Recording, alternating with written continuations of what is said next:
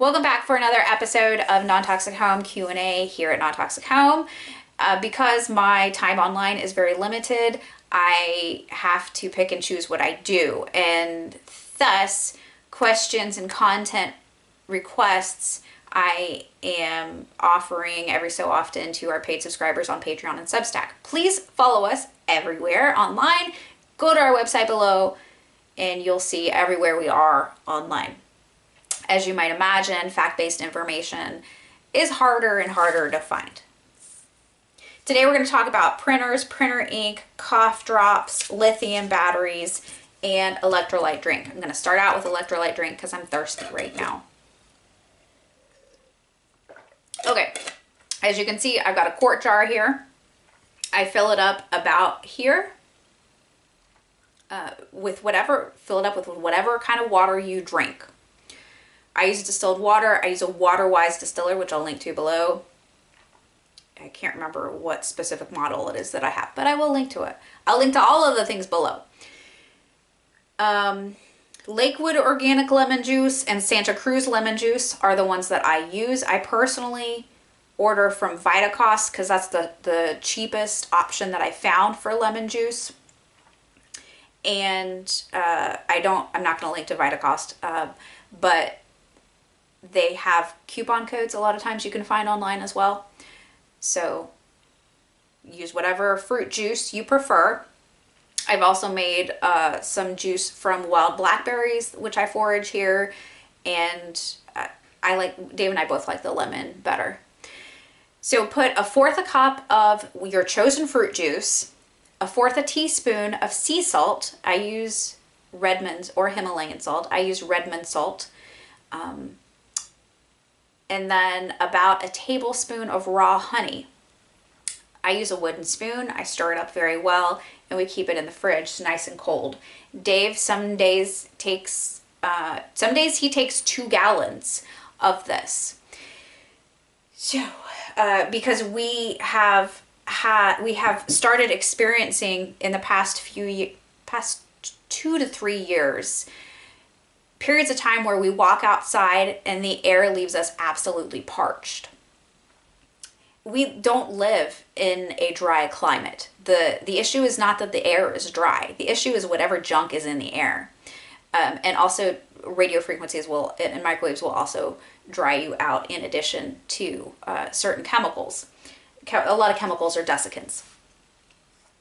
Desiccants dry things out. So when you buy, for example, like a bottle of pills or supplements, there's going to be a packet of desiccants, which typically are not chemicals, but those desiccants keep things dry.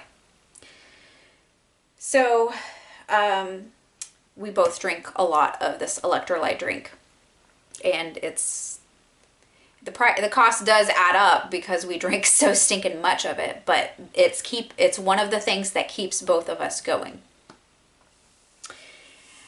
Printers. Okay. You may choose to use your printer only outside your home because of the potential impact. Okay, not a potential impact. There's going to be an impact on indoor air quality, whatever kind of printer you use. Are laser printers better? Theoretically, yes. In practicality, I don't know. I have no experience with laser printers. And I don't know of anyone, I haven't heard from anyone who's chemically sensitive who's saying that they have a laser printer and it's awesome and they couldn't tolerate other inkjet printers, etc. However, laser printers do produce ozone. Apparently a little, not much though. Again, take what I'm saying about laser printers with a grain of salt because I have no personal experience here.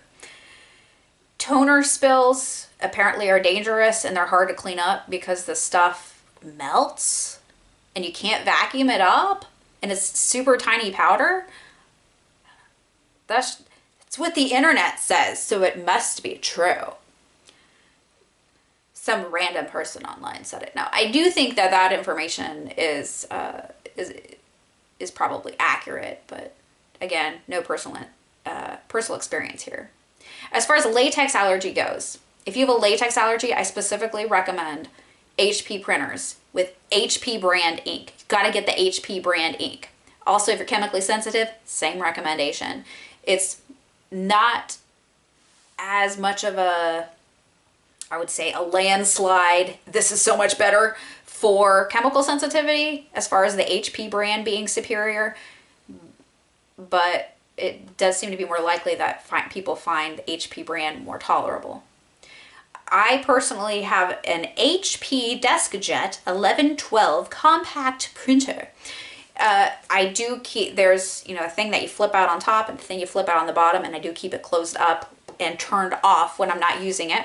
It does not have Bluetooth. It does not have Wi-Fi. And those things were very important for me in a printer. In fact, I have the one that I use, maybe 3 pieces of paper a week I print, and then I have one up in the loft. However, this is older technology, and so it probably messes up more often. So older technology typically doesn't mess up as often as newer technology, quite frankly. However, because it's working with newer technology, it probably does mess up a little bit more often than a newer printer. If you have a printer that has Wi-Fi capability and or Bluetooth capability, you do indeed want to go in and shut both of those off. However, that printer, when it is plugged in and turned on, that printer is still going to be putting out radio frequency signals. I will link to my post about the EMF meters that I have. I'm 100% certain if you turn off the Bluetooth and if you turn off the Wi-Fi, you're still going to get Wi-Fi. You're still going to get radio frequencies emitting from it. However, maybe you are part of the Internet of Bodies and you have Internet of Things surrounding you in your home and you don't care about that. Well, if that's the case, then just get some random HP printer would be my recommendation. It's not that I think HP is just an incredible brand. It's just that it's more tolerable for the chemically sensitive, and especially for those with a latex allergy. So there's that. All right. Cough drops.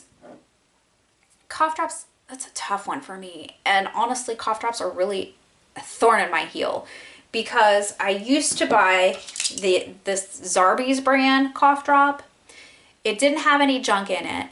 That made me go, I don't really want to buy this and put this in my body. It didn't use any sugar. Sugar is a drug. It's been known for at least a century that sugar, processed sugar, is a drug. So I avoid sugar, and I have for many years. This just had honey in it as a sweetener. That's it. You can't get it anymore. Apparently they went out of business. Awesome. Figures. Doesn't it just figure? I spent so much stinking time earlier this year trying to find cough drops that didn't have junk in them. And I came up empty-handed. Now, if you're an experienced candy maker, making a cough drop is going to be like a walk in the park for you probably. I'm not an experienced candy maker, and apparently making candy and making cough drops is quite possibly one of the things I'm worst at in life. I can't seem to make cough drops to save my life. So I made, I tried, I think 3 times to make cough drops. And every single time I scorched my pan. And then I had to use my homemade scrubbing cleaner, which is in my cleaning book. You can ask for it at your library. To save my pans. And I scorched them real good. And so it took a lot of elbow grease to rescue those pans.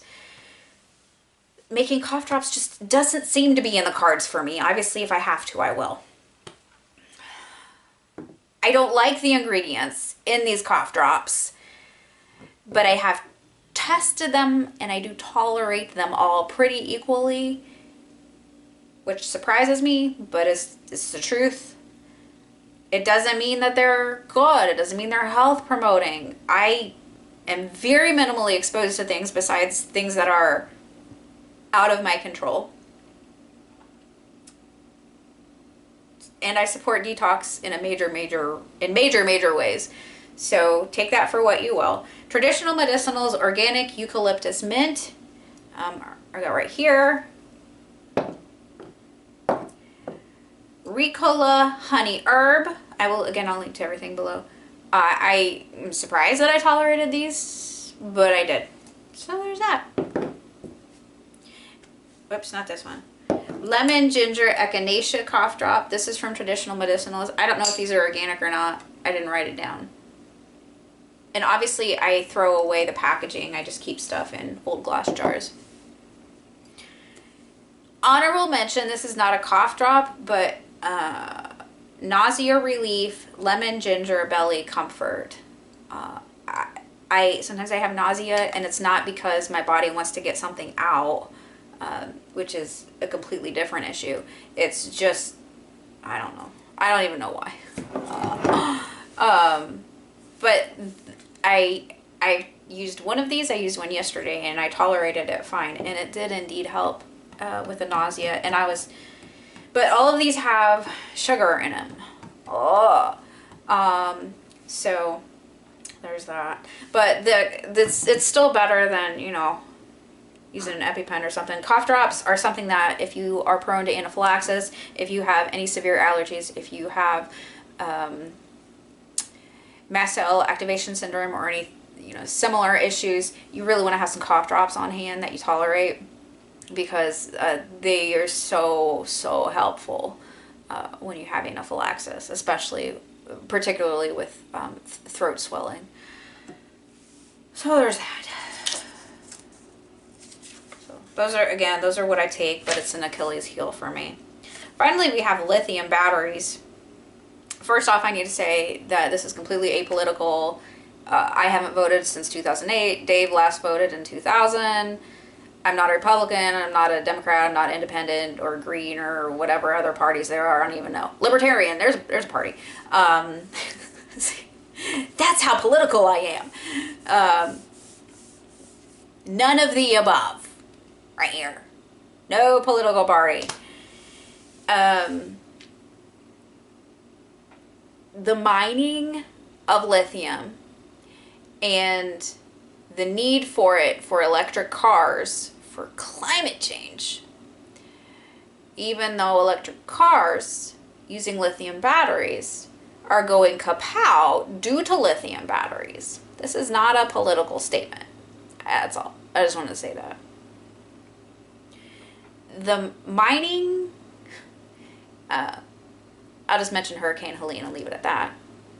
Do your own research. If you search on Google, you're going to find plenty of propaganda, because that's just how it is. But the mining in and of itself and the manufacture of lithium batteries is indeed highly concerning, and it is on my radar, and it has been for quite some time.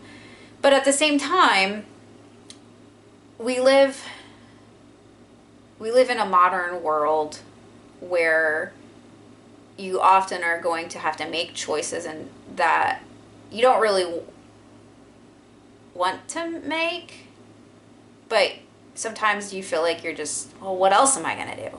What are the other alternatives?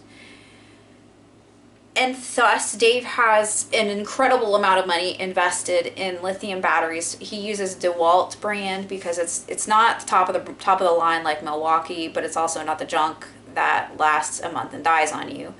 But at the same time, the tools do, especially the impact tools, they do die, the tools themselves and the batteries.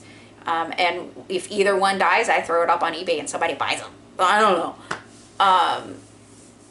It helps to cover the costs of the replacements. So we do have a lot of those lithium batteries. And so with electric cars going kapow, there is that consideration. Well, I certainly don't want that to happen with the lithium batteries, but we have had a lot of lithium batteries in that way and have never had an issue with those with tools. At the same time, years ago, before we moved here, the only internet access and phone access we had was using a cell phone. And so I had a cell phone. I think it may have been a Samsung Galaxy. It could have been an iPhone. I don't remember which. The battery inside of the phone swelled and broke the phone. It wasn't in heat or anything like that, but it happened. So, something to consider. I do, please, please, please, please, please, if you're buying a lithium ion battery for a tool, do not go to eBay or Amazon and buy an off-brand. I also recommend extreme caution if you are buying, say, a DeWalt lithium battery and you aren't going directly to Lowe's website or something like that. Because I have personal experience here. I think it was last year I tried to buy a couple of FlexVolt DeWalt batteries on eBay. Those batteries that came were counterfeits, but they were good counterfeits. They were very convincing counterfeits. Both the packaging in and of itself really looked convincing, and the batteries themselves looked convincing as well. But comparing them to actual batteries, yeah. And so I left a review saying that, and then after I left that review, of course I got my money back. Other people left reviews as well that they were counterfeit batteries. They were convincing counterfeit batteries, but they're counterfeits. And those might go kapow on you. I mean, honestly. I'm just saying. As far as smaller items with lithium ion batteries. Now, we have... whoops, I didn't mean to turn that on. We have a number of these small table lamps like this. Get on the amber setting. Is that the amber setting? The amber set. So one thing I don't like is the LED lighting. At the same time, you know, we live in a world in which it's not always practical to use candles, and that sort of thing. But the amber option is definitely a lot better, and you can turn it up and turn it down. You can make it brighter, or you can make it dimmer. So that's nice. I don't know if those are still available online or not, but oops, I didn't mean to turn that on. And then we actually have 3 of these because Dave has one in his truck for when he studies scripture in his truck. This has a light on it, but I don't like it. But I want to share this with you because this is obviously a large magnifying glass. It does have a light on it, but it took me a while to find a large magnifying glass that didn't have latex.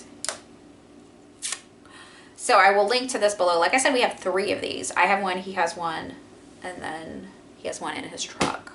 So we use them for scriptural studies and, you know, just the random thing that comes along, like if you get a splinter or something like that, you know, it's very handy to have. So I don't know which of these, if any, have lithium batteries in them. Also book lights. We have a lot of these book lights. If you have a latex allergy, I grab Reflectix tape, cover the foam, cover any rubber, and they work just fine still. Am I sitting here concerned about these? No. No, I am not concerned about them. We also have a couple of rechargeable fans that I use in spring and fall to get air specifically going through the house, but that's only if the air outside is good. And every year the air is worse and worse. So used to be that when we first moved down to the woods of southern Indiana in 2014, it was like pure oxygen living in the woods, which is amazing. But now the air outside everywhere is just junk. So there's that. All right, never safety. Oh yeah, so the only safety issue that we've ever encountered with a lithium battery is ourselves personally, just talking about personal experience, is with the cell phone battery, which again, it wasn't out in the heat and stuff. I don't think I even had it all that long. So it's not an ideal world. Not all rechargeable batteries are lithium based. So like I said, I don't know about these that we have here, and I don't specifically avoid, get that sneezing. Don't specifically avoid lithium batteries. Sorry. It's sneeze. She's impacted as well by all of the things that humans are here, keeping her in intentionally a bit more, because otherwise her nose just runs and runs and runs. Poor thing. She's got some upper respiratory stuff going on. But I kind of look at lithium batteries as I do plastic. You know, it's just, it is what it is. So we don't live in a perfect world. So you just gotta make your own decision on that. And the source, manufacturing, all of that is a concern. Yeah, but we also have to be able to function. And Dave, my husband, has to be able to do, work. So I can sit here with the lights on and talk to you. So many blessings. Thank you for being here. Again, be sure to check out the links below. I'll leave links to articles and to most of the things that I jabbered on about here. Thanks again for being here. Subscribe everywhere. Now Toxic out.